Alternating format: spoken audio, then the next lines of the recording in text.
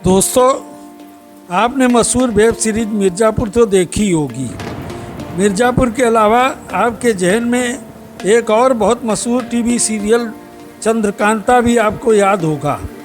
चंद्रकांता की कहानी जिस समय टीवी पर चलती थी उसमें एक किरदार यक्कू बहुत फेमस हुआ था।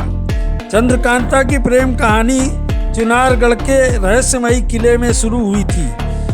ये किला मिर्ज़ापुर से 35 किलोमीटर की दूरी पर है और गंगा के किनारे स्थित है। इस पावन गंगा नदी के तट पर इसकी मनोहर दृश्य को देखकर कोई भी व्यक्ति प्रभावित हुए बिना नहीं रह सकता।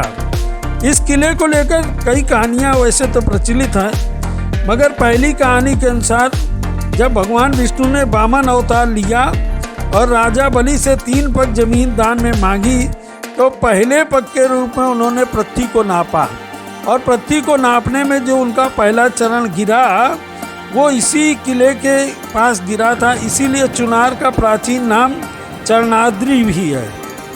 दोस्तों, दूसरी कहानी के अनुसार जब राजा विक्रमादित्य के भाई भर्तृहरि ने संन्यास ले लिया, राजपाट त्याग दिया और अपने गुरु गोरखनाथ की शरण में गए तो वहाँ उन्होंने उन्हें तपस्या करने का उपदेश दिया। जब वो तपस्या करने लगे तो विक्रमादित्य को अपने भाई की सुरक्षा की चिंता हुई तो विक्रमादित्य ने उनके सुरक्षा के लिए एक किला बनवा दिया। तीसरी कहानी एक और है जो राजा पृथ्वीराज चौहान के ऊपर है। राजा पृथ्वीराज चौहान ने इस किले पर कब्जा कर लिया और उस समय उनकी प्रेमिका संयोगता से प्रेम प्रसंग चल रहा था। कहा जाता है कि दोनों की प्रेम कथा तब शुरू हुई जब एक ही पेंटर यानी चित्रकार ने एक दूसरे को इन दोनों की पेंटिंग दिखाई। बहरहाल पृथ्वीराज के बाद इसके अनेक शासक हुए और उनमें से कुछ मशहूर नाम ऐसे हैं जैसे शेरशाह सूरी। शेरशाह सूरी को ये किला बहुत पसंद आया क्योंकि इसमें बिहार और पश्चिम बंगाल के जाने का रास्ता था और यहाँ से वो पूरे क्षेत्र को कवर कर सकता था। इसलिए शेरशाह सूरी ने इसको अपनाया। शेरशाह सूरी के बाद हुमायूं, अकबर, जहांगीर, औरंगजेब सब ने इस किले के महत्व को समझा और इस किले के महत्व को समझने के बाद इसको अपने कब्जे में रखा। मुगलों के शासन के समाप्त होने के बाद 1818 में अंग्रेज़ों का शासन हो गया। सिख साम्राज्य के बिखरने के बाद महाराजा रंजीत सिंह, उनकी पत्नी श्रीमती जिंद कौर को यह अंग्रेज़ों ने बंदी बनाकर रखा, लेकिन वो अंग्रेज़ों को चकमा देकर यहाँ से निकल भागने में कामयाब हुई और अंत में उन्होंने नेपाल में शरण ली।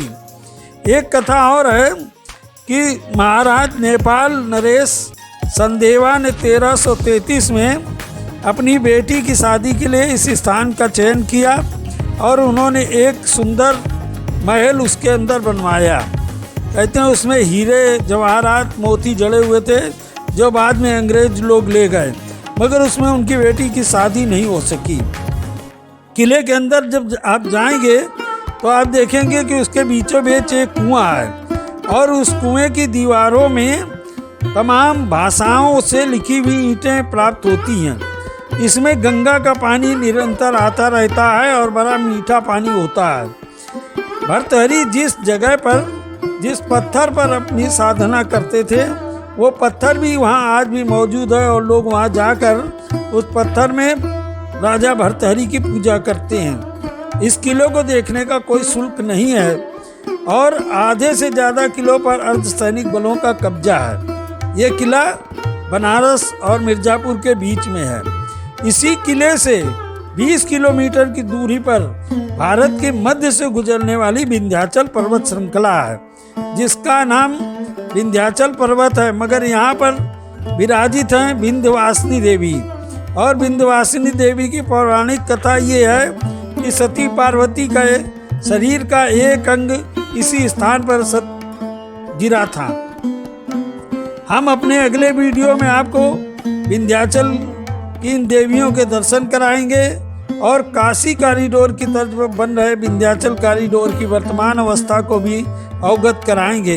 यदि आपको हमारा ये वीडियो अच्छा लगा हो तो इसे लाइक कर दें और अपने प्रियजनों के साथ शेयर भी कर लें। इसके साथ ही आप हमारे साथ यात्रा में चलते रहें और इसका आनंद लेते रहें। धन्यवाद।